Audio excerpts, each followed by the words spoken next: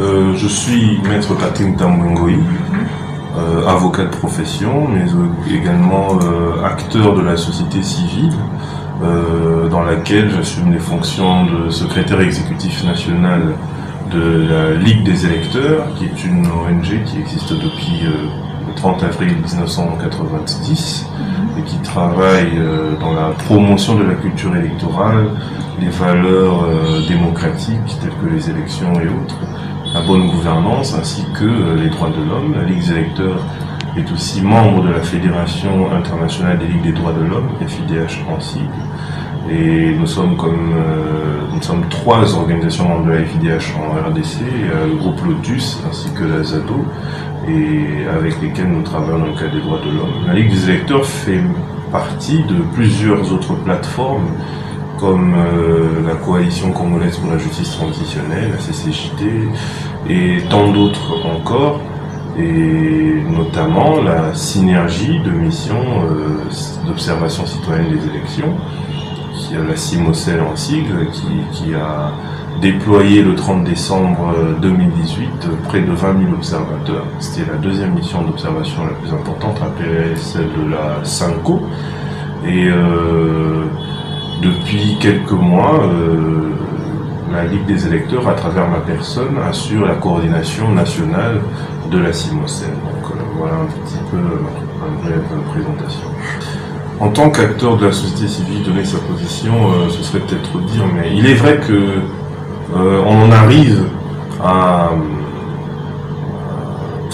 aujourd'hui, l'évaluation de la majorité est passée à travers la pétition ou les pétitions de chacun des membres, contre chacun des membres du bureau Mabunda, qui a pu démontrer, puisque le bureau dans son ensemble, disons 5 sur 6, est tombé qu'il y a quand même un basculement de la majorité. Mais avant cela, il y a eu le chef de l'État qui avait appelé à des consultations nationales. Il nous avait fait, nous, en tant que société civile, CIMOCEL, Ligue des électeurs, l'honneur d'être reçu au premier jour de ces consultations. La matière ou la question de la CENI, du processus électoral et tant d'autres était à l'ordre du jour.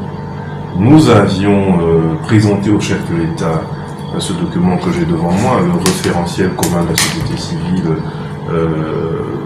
pour le plaidoyer sur les réformes électorales, qu'il avait accueilli avec beaucoup de joie. Nous lui avons partagé plus ou moins ce qui est repris dans ce référentiel.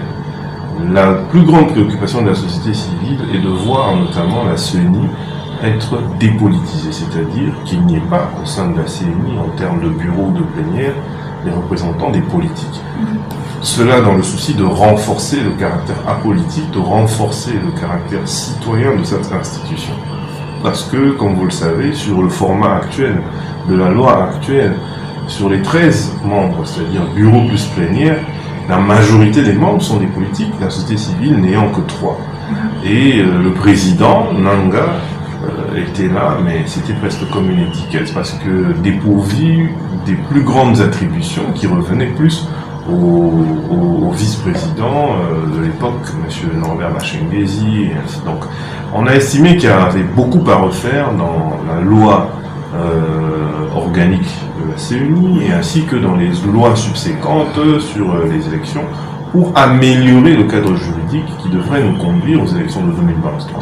On a échangé sur tout cela, et le président de la République avait estimé que nos recommandations valaient la peine. Mais au-delà de tout, nous avions exprimé le fait que nous voulions des réformes préalables à toute désignation ou renouvellement des membres du bureau. Alors, il y a eu aussi d'autres personnes qui ont été reçues lors des consultations, mais à l'issue de ces consultations, lorsque le président de la République nous a rendu les conclusions de ces consultations, nous avons vu dans ces éléments de langage plusieurs de nos recommandations être rappelées. Ce qui pour nous est un point positif, parce que le chef de l'État, c'est l'autorité suprême de la nation. Nous avons mené notre plaidoyer auprès de lui, et il porte la question du plaidoyer de la société civile, c'est une bonne chose pour nous. Mais il était buté à une difficulté, c'était celle d'être accompagné dans son action ou dans sa vision par un Parlement qui lui est favorable en termes de majorité. Selon ses propres dires, et cela est même constatable, nous avons par plusieurs fois approché ce bureau-là ou ce Parlement pour voir la question électorale être retenue en examen, mais cela ne semblait pas être une priorité pour eux, et cela s'est même justifié par le fait qu'ils ont voulu faire un passage en force en désignant Ronsard Malonda, et heureusement qu'il y a eu un rattrapage qui a permis qu'on en arrive aujourd'hui à reconsidérer tout cela et placer la question des réformes en avant-plan. Le chef de l'État avait estimé qu'il y avait lieu de nommer un informateur et de voir si cette majorité demeurait toujours celle qui avait conduit la mise en place du gouvernement Ibn Kamba et tout ça. Je crois qu'à la lumière des récents événements, nous nous rendons tous compte que la majorité a chamboulé et qu'il est fort probable qu'il y ait une nouvelle majorité qui se dégage. Alors, j'ai donné tout ce récit pour vous montrer que nous, en tant que société civile, nous voulons des réformes, nous voulons des changements. Mais ces changements, pour la plupart, doivent passer par des réformes électorales. Mais nous avions en face de nous un pouvoir législatif qui ne voulait pas, qui ne voyait pas dans le même sens que la société civile pour l'accompagner ou aider la société civile à obtenir ces réformes. Mais nous avons vu dans le chef de l'État cette volonté de permettre à ces réformes d'être prises. Et nous avions donc tous ensemble une même préoccupation, c'était que l'Assemblée nationale puisse accompagner la vision du chef de l'État à travers les réformes. Qu'est-ce que nous, société civile, nous avons à craindre que nos réformes puissent passer avec une nouvelle majorité qui se serait retrouvée? Déjà, ce que nous faisons ici, c'est un appel à ce sursaut patriotique. Parce qu'un travail comme ce référentiel a réuni plus d'une centaine d'organisations de la société civile et même a bénéficié de la participation de certains élus de l'AFDC et d'autres partis politiques. Nous avons été en province pour faire la restitution de ces travaux. Donc, il est assez représentatif de l'opinion de la société civile en matière électorale.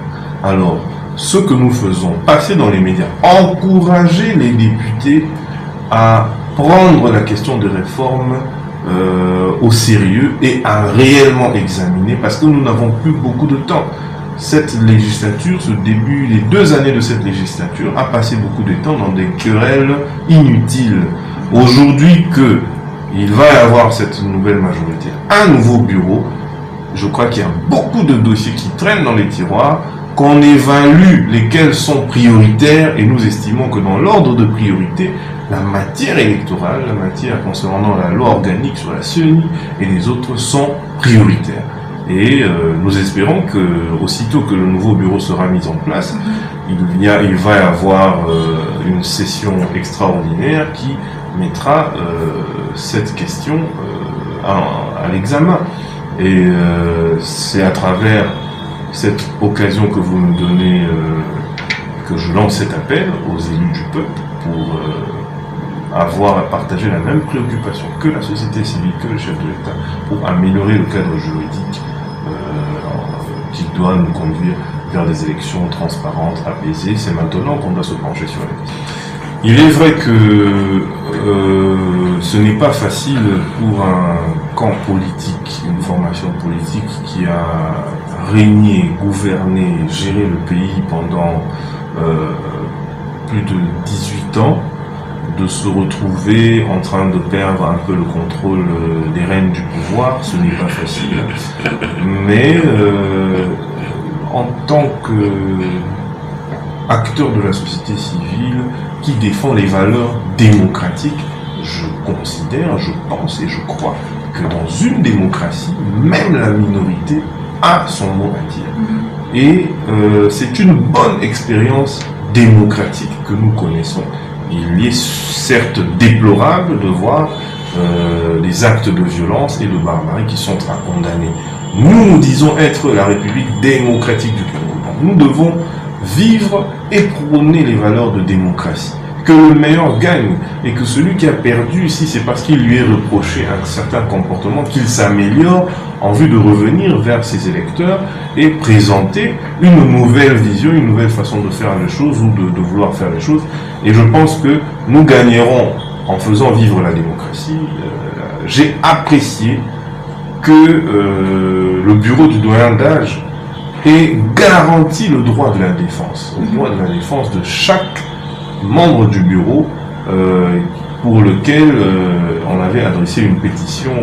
Voilà. Chacun a présenté ses moyens de défense parce que les principes de droits de l'homme veulent que personne ne puisse être condamné sans qu'elle n'ait eu l'occasion de présenter ses moyens de défense. Donc, je pense que tout s'est passé à la loyale, et c'est cet environnement de sportivité, de loyauté, de démocratie qui devrait caractériser notre classe politique et éviter le pouvoir pour le pouvoir, les coups bas, des choses comme ça. Évoluons pour faire avancer le pays. Je pense que le plus tôt que l'on va asseoir véritablement cette démocratie, asseoir la justice, que ceux qui usent continuellement de la corruption, nous apprenons que ça et là, dans les services de fiscalité, il y a des arrestations, parce que le budget de l'État est saigné, il y a beaucoup d'évasion fiscale en termes de milliards. Toute cette somme d'argent peuvent aider le pays à se développer. Donc je pense qu'il nous reste très peu de temps